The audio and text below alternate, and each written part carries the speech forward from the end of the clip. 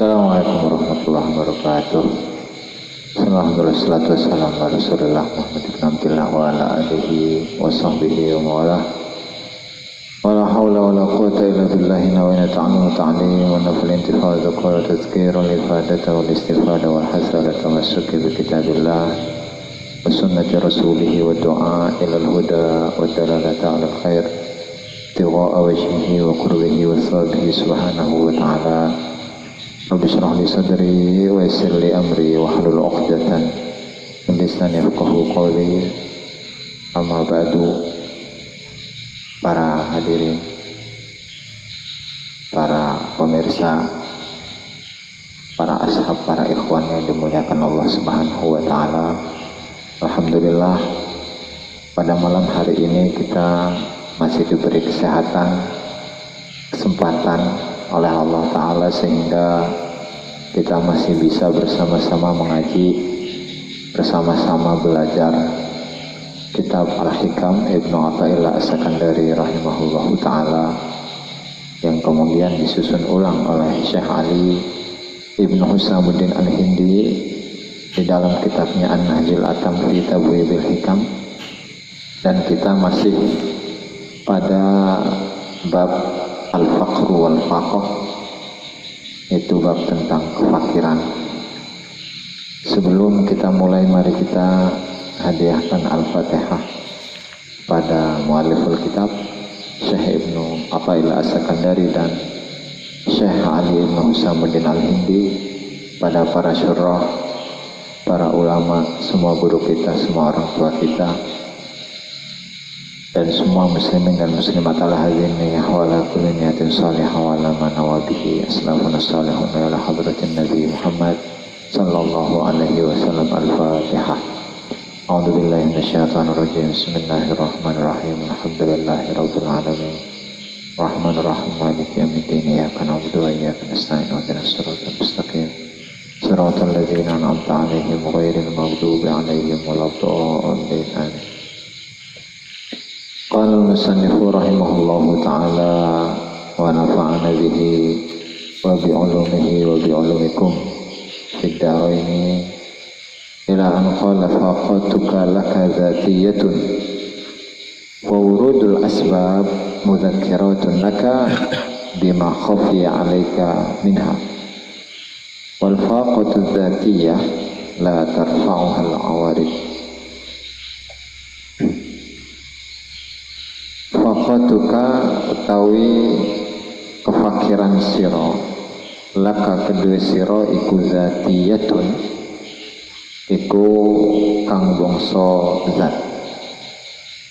Wa wurudul asbab lan utawi tekane pira-pira sebab iku mudzakiratun, iku pira-pira kang ngilingaken laka kedua siro bima kelawan barang khofiyah kang samar apa ma alaika ing atase sira minha saking asbab. Wal faqatu lan utawi kefakiran azatiyatu kang bangsa zat iku la tarfa'uha, iku ora ngilangaken ing al faqah apa al awadidu apa pira-pira perkara kang anyar.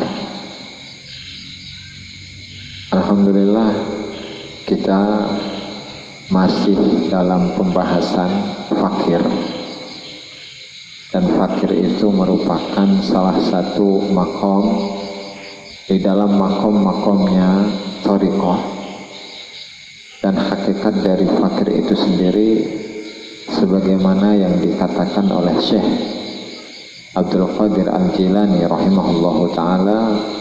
Beliau mengatakan bahwa al-fakir atau orang yang fakir itu adalah orang yang al-fana'u fillah, orang yang fana, orang yang sirna di dalam Allah Subhanahu wa ta'ala, sehingga dia itu tidak merasa memiliki apapun, tidak merasa memiliki harta, tidak merasa memiliki kekayaan, tidak merasa memiliki ilmu, tidak merasa memiliki bahkan dirinya sendiri, dirinya sendiri, jasadnya, nafasnya, penglihatannya, pendengarannya, dan semua yang ada di alam semesta ini, semuanya adalah milik Allah Subhanahu wa Ta'ala yang dititipkan kepada manusia.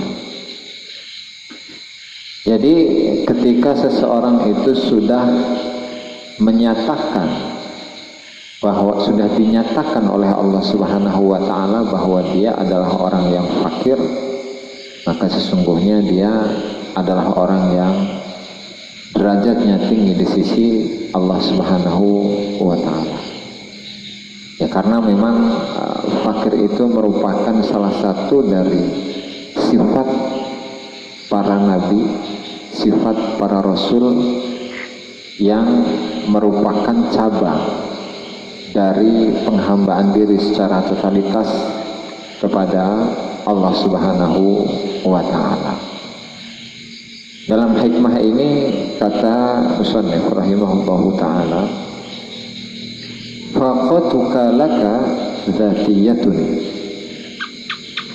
kefakiranmu atau kebutuhanmu yang sangat kepada diri sendiri itu sifatnya adalah zatiyah. Zatiyah itu ya asli.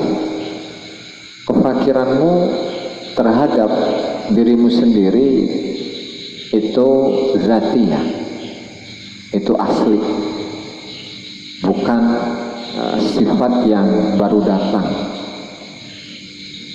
Kefakiran manusia kepada dirinya sendiri itu adalah sifat asli yang tidak bisa dirubah, adalah sifat asli yang tidak bisa ditolak oleh manusia. Ya, karena ketika kita melihat bahwa manusia itu dilahirkan oleh ibunya, kemudian dia itu tidak membawa apapun, tidak membawa pakaian, tidak membawa kekayaan, tidak membawa ilmu, tidak membawa jabatan, tidak membawa popularitas, tidak membawa kecerdasan, tidak membawa ini dan itu. Nah, sehingga manusia itu seharusnya kembali kepada sifat ketika dia itu dilahirkan. Sehingga ketika kita memperhatikan anak kecil gitu, anak bayi, ya, dia itu tidak memiliki keinginan yang aneh-aneh, ya kan? Kenapa? Ya karena dia masih suci. Kullu insanin mauludun 'alal fitrah, kata Rasulullah Shallallahu Alaihi Wasallam, di mana setiap orang yang dilahirkan di muka bumi ini dilahirkan dalam keadaan suci. Suci dari dosa, suci dari syahwat, suci dari nafsu, suci dari angan-angan, suci dari semua keinginan-keinginan yang ada ketika dia dalam keadaan dewasa. Nah, sehingga wajar oleh Syekh Abdul Qadir Al-Jilani rahimahullahu ta'ala dalam kitabnya Sirrul Asrar wa Madharul Anwar, di mana manusia itu dituntut oleh Allah Subhanahu wa Ta'ala untuk menyucikan hatinya, yaitu dengan tujuan agar ainul basirahnya itu terbuka. Karena ketika ruh itu menyatu dengan jasad, maka hakikatnya ruh itu terpenjara oleh jasad. Karena ruh terpenjara oleh jasad, maka dia itu harus mencari cara bagaimana agar dia terlepas dari penjara itu, keluar dari penjara itu. Dan penjara itu munculnya dari mana? Ya munculnya dari akal. Kemudian akal berkembang, akal berpikir, akal bekerja, di mana akal ini nanti akan muncul sebuah keinginan, banyak keinginan-keinginan yang dia harapkan atau yang dia butuhkan. Ketika akal itu bekerja, berpikir bahwa akal itu ya membutuhkan kekayaan, ya maka dia akan mengejarnya. Ketika akal itu berpikir bahwa dia itu membutuhkan pekerjaan, dia akan mengejar. Ketika akal itu berpikir bahwa dia membutuhkan kekayaan, jabatan, popularitas, dan lain sebagainya, maka dia akan selalu berupaya bahwa dirinya akan mengejarnya, selalu dan selalu seperti itu. Nah, sehingga ketika kita berbicara tentang akal, berarti berbicara tentang syahwat. Ketika berbicara tentang syahwat, berarti kita telah berbicara tentang penyakit-penyakit yang ada di dalam hati. Ketika kita berbicara tentang penyakit-penyakit tentang hati, ya maka kita itu akan bersikap bertentangan dengan fitrah yang telah Allah Subhanahu wa Ta'ala ciptakan ketika manusia itu lahir di bumi. Nah, sehingga penyakit-penyakit itu, hawa nafsu yang asalnya itu dari akal, itu harus mulai diobati. Ya banyak caranya. Ya, di antaranya adalah zikir, adalah zikir. Bahwa Allah Subhanahu wa Ta'ala memerintahkan kita untuk selalu berzikir. Fadhkurullaha qiyaman ya ayyuhalladzina amanu dzkurullaha katsiran. Hai orang-orang yang beriman, berzikirlah secara banyak kepada Allah Subhanahu wa Ta'ala.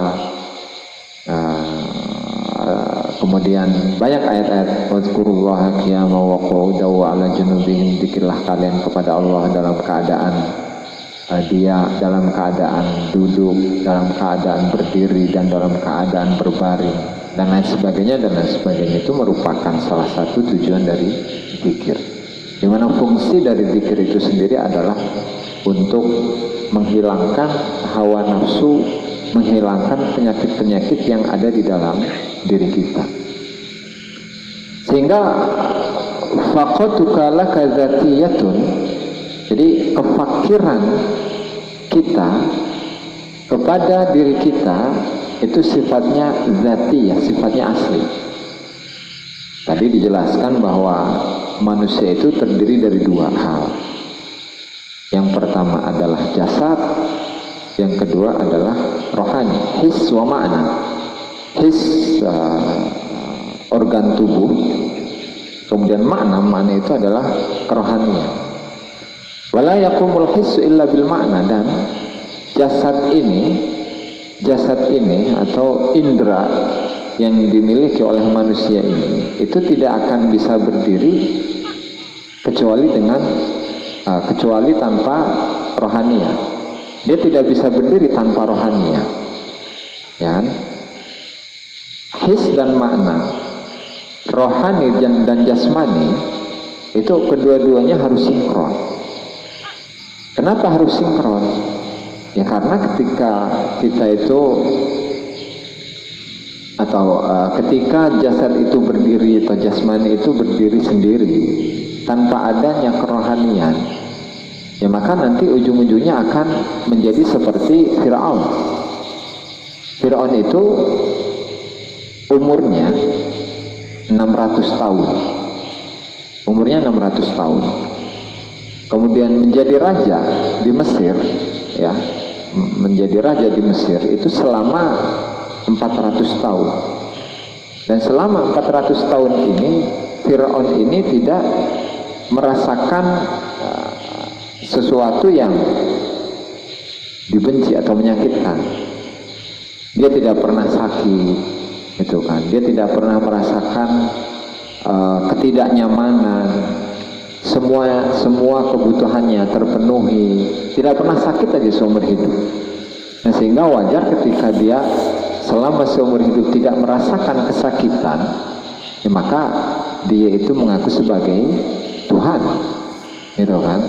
Sehingga dia memerintahkan semua rakyatnya, bahkan memaksakan kepada semua rakyatnya, bahkan kepada semua Bani Israel, yang diantaranya di situ terdapat Nabi Musa alaihi salam, untuk menyembahnya, mengakui dirinya dan mengakui dirinya sebagai Tuhan. Itu.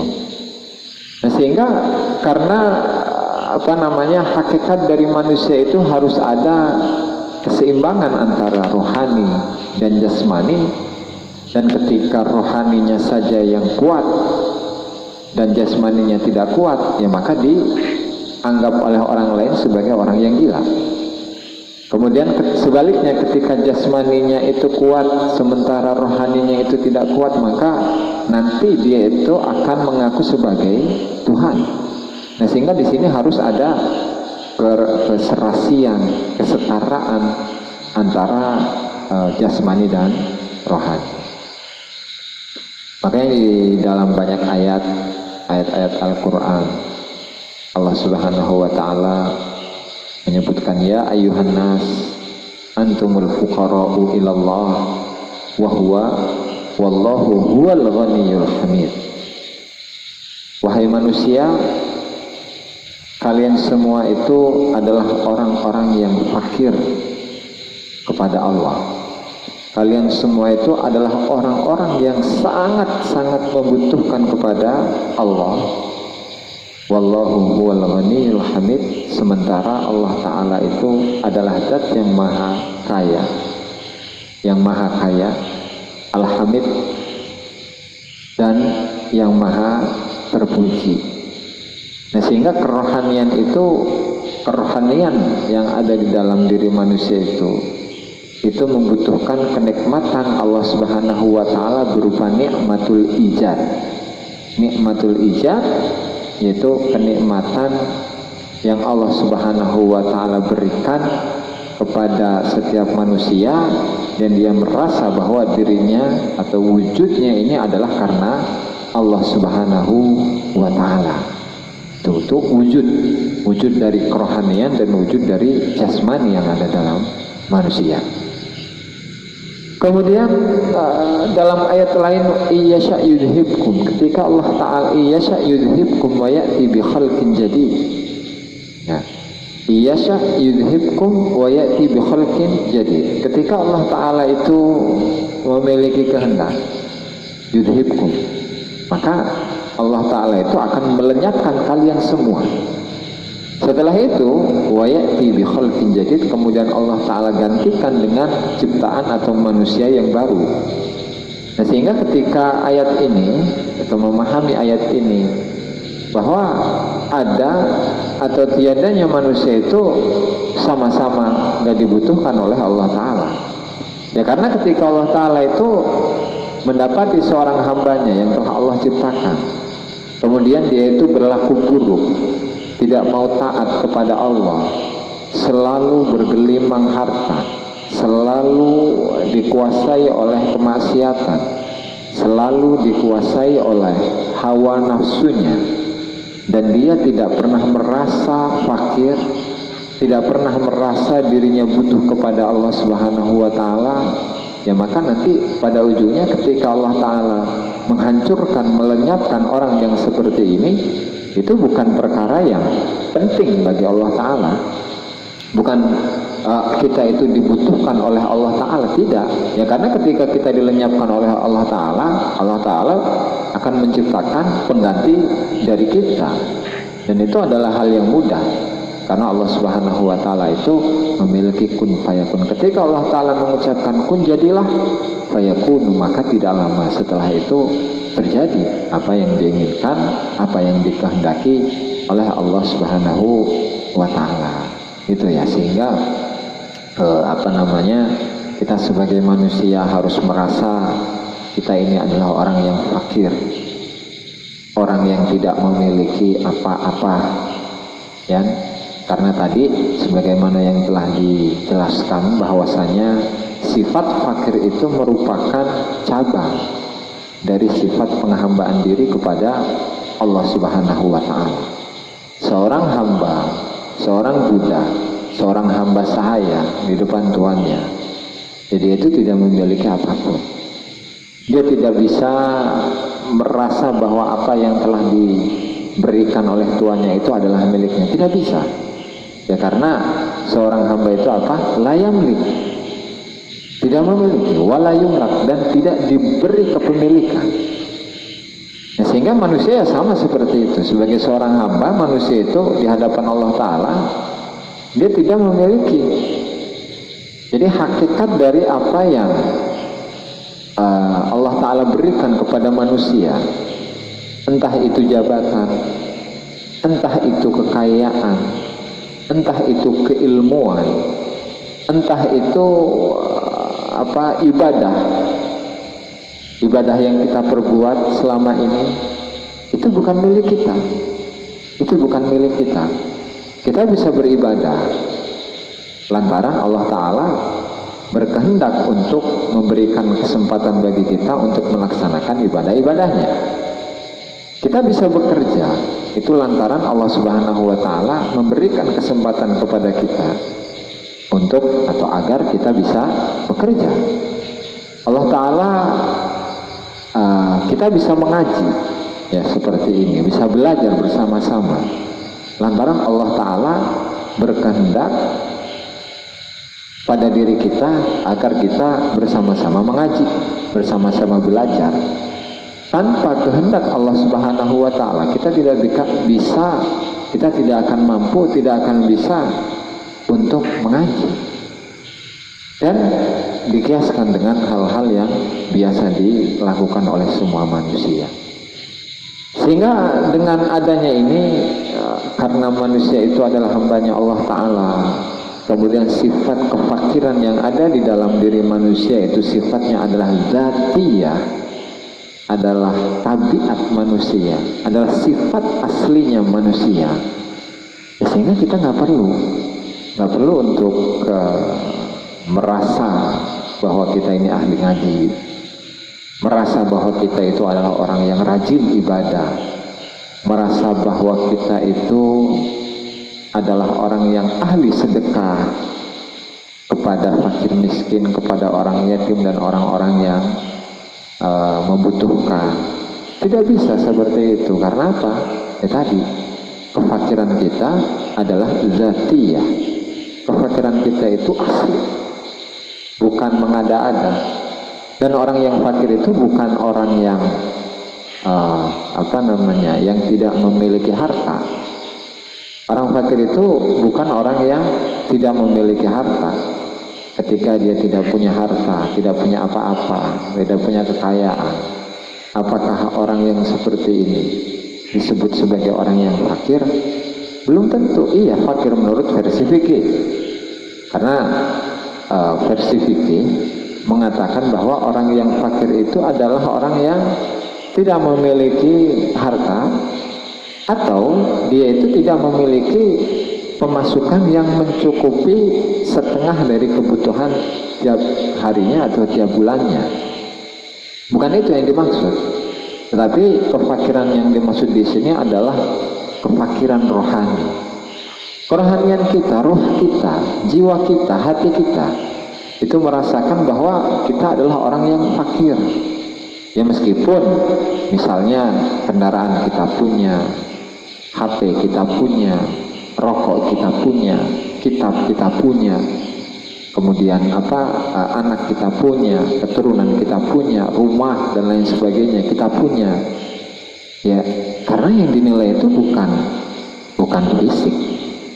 Yang dinilai oleh Allah Ta'ala itu adalah kualitas kerohanian kita, kualitas hati kita, kualitas ruh kita.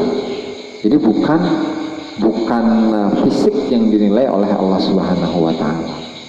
Ya, karena kalau kita melihat atau mengaku bahwa kita adalah orang yang soleh misalnya, itu kan berarti kita telah mengklaim bahwa diri kita adalah orang yang soleh, adalah orang yang baik, adalah orang yang takwa. Sementara di hadapan Allah Subhanahu wa Ta'ala itu tidak bisa seperti itu. Kita mengaku soleh di hadapan orang-orang, ya, mengaku takwa di hadapan orang lain, mengaku sebagai orang yang fakir, sebagai orang yang tidak punya di hadapan manusia.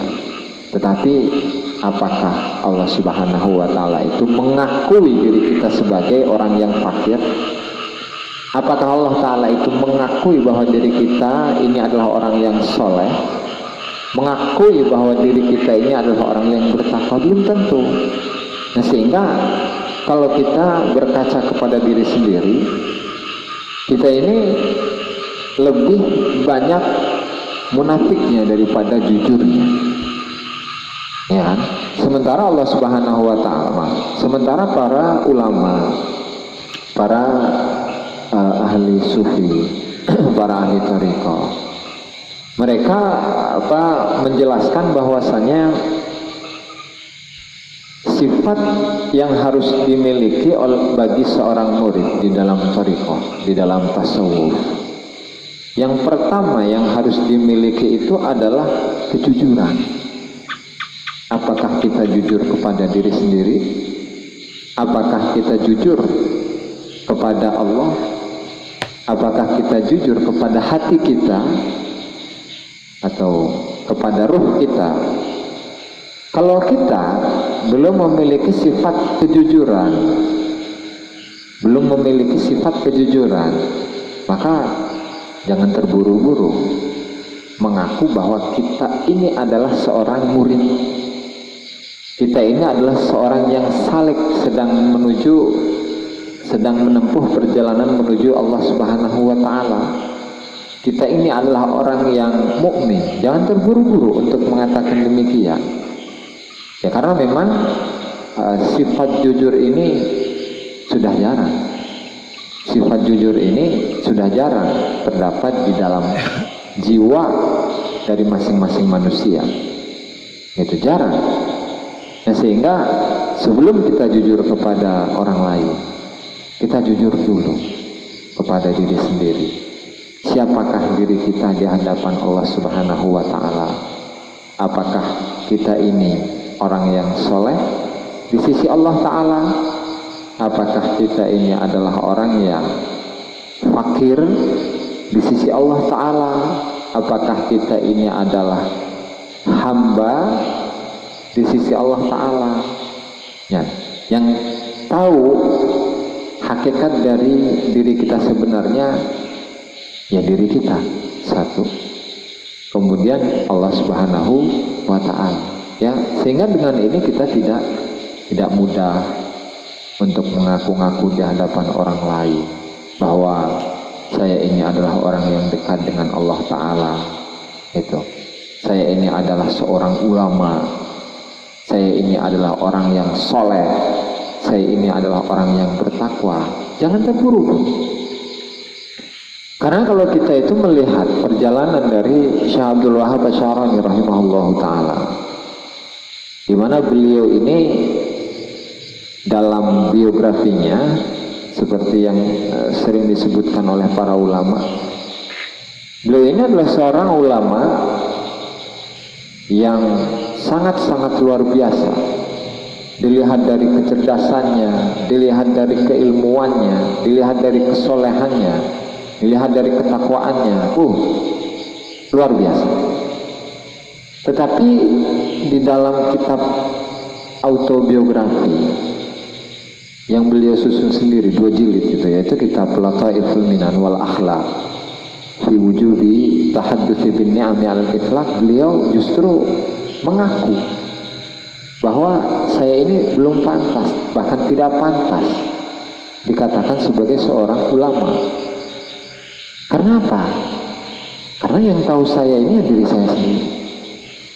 Karena label ulama, ya, itu harus diakui oleh Allah Subhanahu wa Ta'ala. Ketika berbicara ulama, maka kita akan menyebutkan ulama-ulama terdahulu yang dalam keilmuan mereka itu sangat-sangat luar biasa. Taruhlah seperti Imam Ibnu Jarir At-Tabari, di mana beliau itu memiliki sebuah tafsir Al-Quran yang jumlahnya itu ratusan jilid. Belum kepada Imam Syafi'i yang kecerdasannya sangat luar biasa, yang hafal kitab Al-Muwatta hanya dalam semalam. Kitab Al-Muwatta itu satu kitab hadis dan dilengkapi dengan ucapan-ucapan para sahabat, ucapan-ucapan para tabi'in, kemudian fatwa-fatwa dari sahabat dan tabi'in. Ya kurang lebih 500 halaman lah, segede gini lah kurang lebih, segede gini. Nah,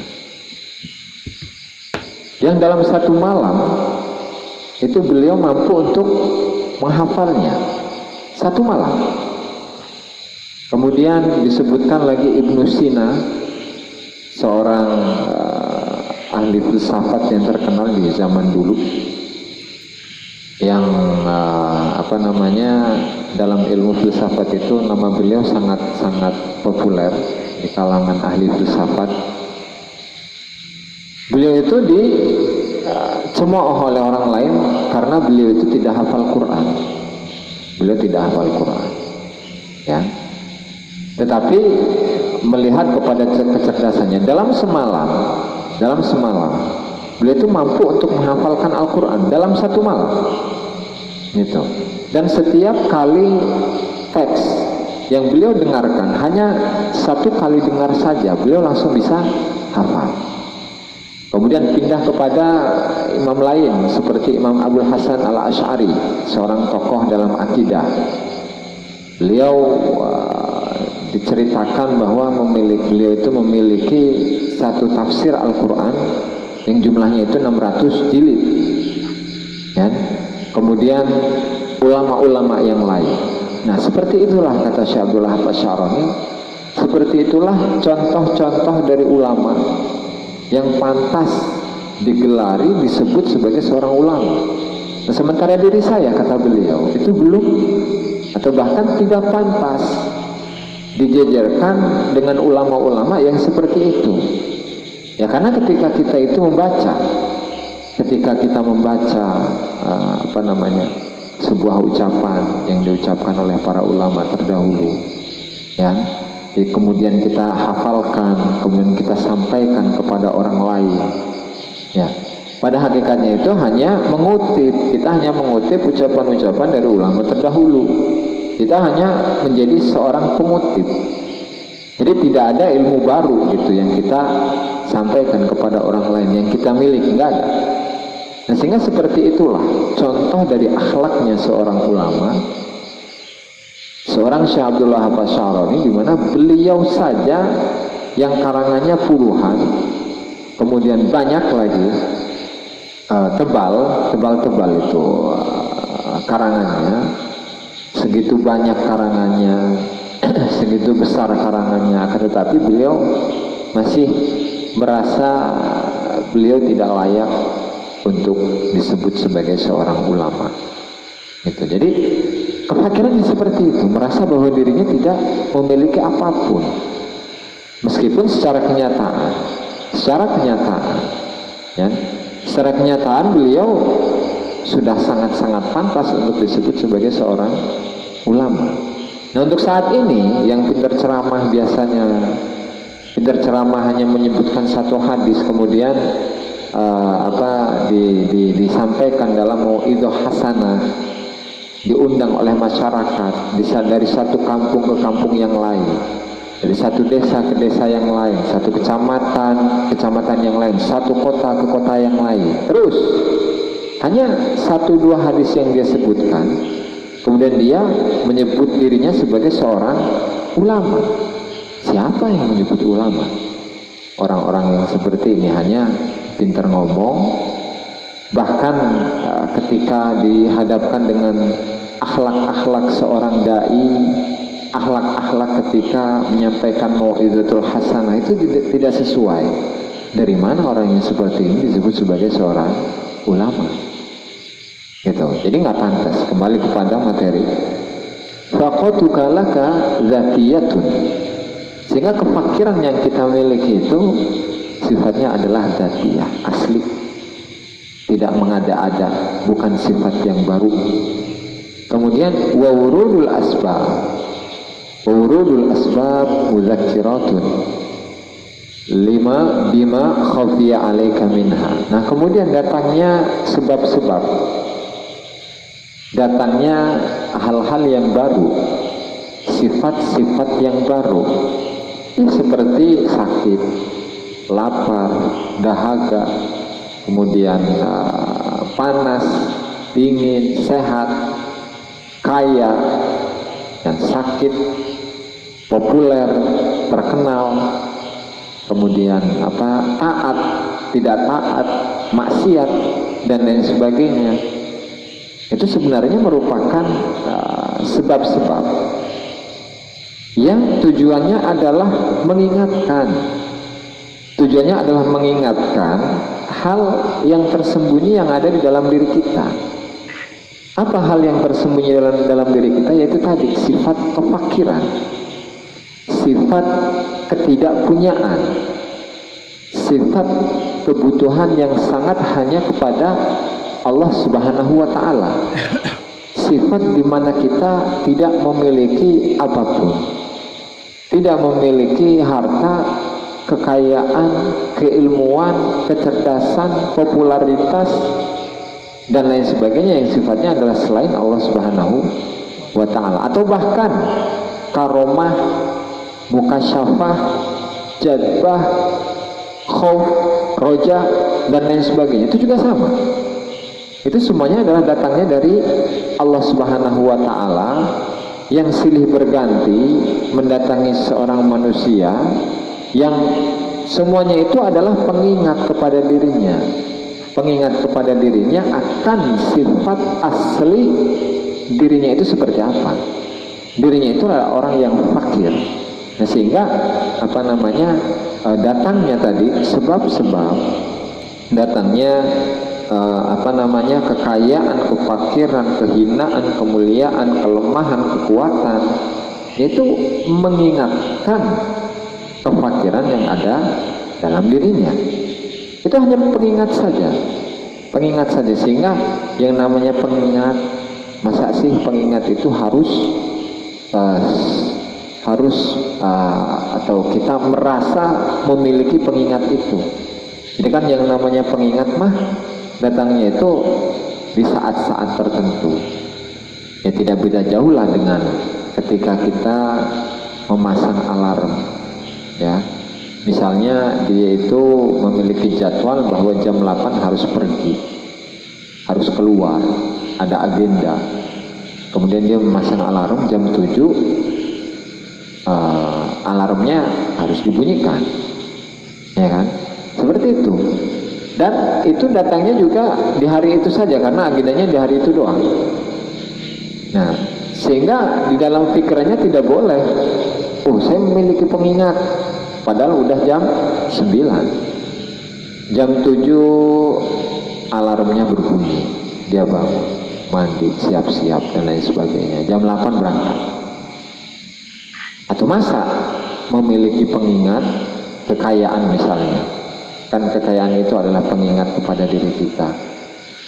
Atau masa kekayaan yang Allah Subhanahu wa Ta'ala titipkan kepada diri kita selalu kita ingat-ingat, selalu kita sebut-sebut di hadapan manusia.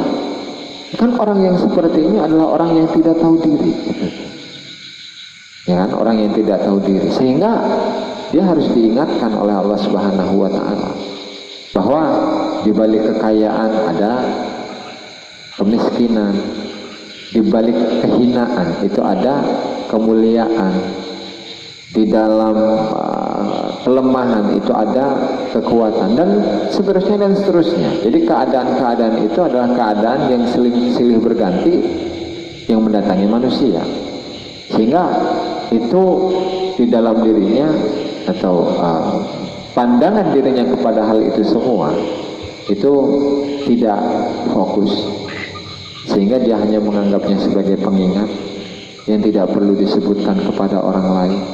Ya, karena sifat hakiki dari semua manusia itu adalah kefakiran. Ya, memang banyak dari kita, seringkali kita itu tidak ingat bahwa kita ini adalah orang yang fakir, orang yang tidak memiliki apapun, ya, yang semuanya merupakan titipan dari Allah Subhanahu wa Ta'ala kepada diri kita. Sehingga orang yang seperti ini harus diingatkan ketika dia kaya, ya, oleh Allah Subhanahu wa Ta'ala dibalik menjadi orang yang miskin, gitu. Ketika dia mulia, maka Allah Ta'ala balikkan dia menjadi orang yang hina. Ketika dia merasa dirinya kuat, maka Allah Ta'ala balikkan di dalam kekuatan itu ada kelemahan. Nah, dan seterusnya dan seterusnya. Fal-faqatu dzatiyah, selanjutnya, dan kefakiran yang sifatnya asli, yang sifatnya bawaan, itu la tarfa'uhal awarib, itu tidak bisa dihilangkan oleh sifat-sifat yang baru. Itu misalnya ketika seseorang itu memiliki perwatakan asli bahwa dirinya itu adalah orang yang pemarah, itu selama hidupnya dia pasti akan menjadi orang yang pemarah, ya. Ketika seseorang itu perwatakannya adalah orang yang tidak suka merendahkan orang lain, ya maka seumur hidupnya itu dia akan memiliki sifat seperti itu. Nah, tetapi memang sifat asli itu tidak bisa dihilangkan. Perwatakan itu tidak bisa dihilangkan, ya. Meskipun dalam dia tetap berusaha yang sifat marahnya itu bisa dikurangi, tetap meskipun dikurangi, sifat marah itu pasti ada. Ketika dia itu orang yang tadi suka merendah diri kepada orang lain, meskipun dirubah, bagaimanapun caranya, itu tetap tidak akan merubah sifat itu. Meskipun terdapat perubahan, tapi nanti tetap kembali kepada asalnya. Dan manusia pun juga begitu.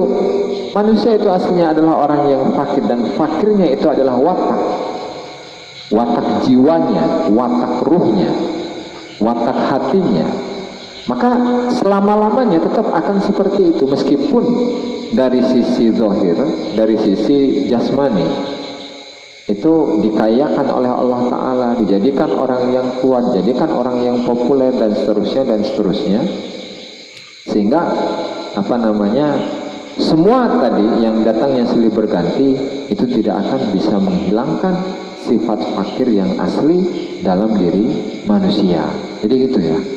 Itu adalah hikmah yang ke-5 dari bab al-faqru, dari babul faqri wal faqah, di mana dengan ini kita mengetahui bahwa sifat kefakiran itu merupakan sifat asli manusia yang tidak mungkin bisa dihilangkan.